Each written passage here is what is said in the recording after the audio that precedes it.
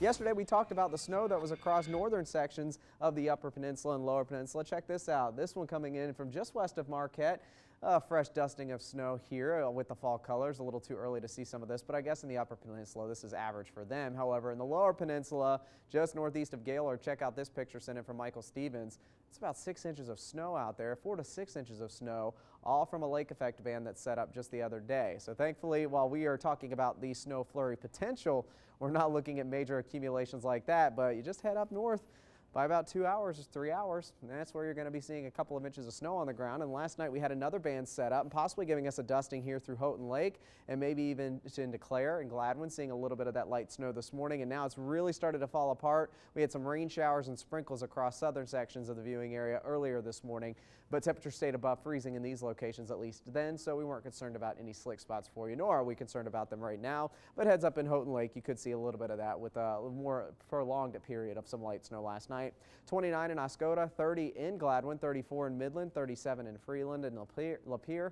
Cass City at 37, it's 31 in Bad Axe and 38 in Grand Blanc. The average is about 37 to 38 this time of year, so most of us are sitting at that, but our northern communities are a little bit below that. And it's all due to the northwesterly winds that we continue to have across most of Michigan, even in parts of Canada. We're still stuck in this very cold air mass, and you can see the lake effect sets up and then it kind of falls apart as it moves east. Well, and that's because it's removed from its moisture source, which is of course Lake Michigan and Lake Superior. So the favored lake effect belt areas will see more rain and snow today, but some of those could even straggle into our region as we head into this afternoon, because it's not just the northwesterly flow with the lake effect, but we have this big swirling mass of low pressure across most of southern Canada and getting into the northern tier of the country, including us here in the Great Lakes. Now, a little technical this morning, but we call that a polar vortex. And when polar vortex, when they set up, they stay in place and they don't move for a while. So that's why we've been stuck in the same cloudy with a few showers here and there pattern, and we'll be in that pattern for the next few days before finally going into next week.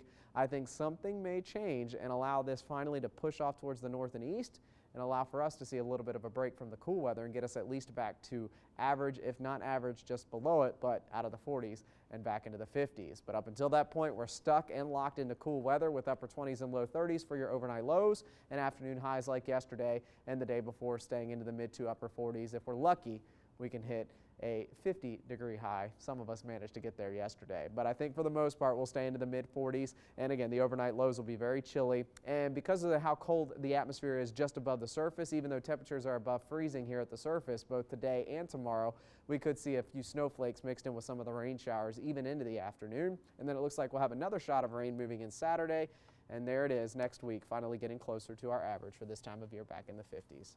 Here's today's deal.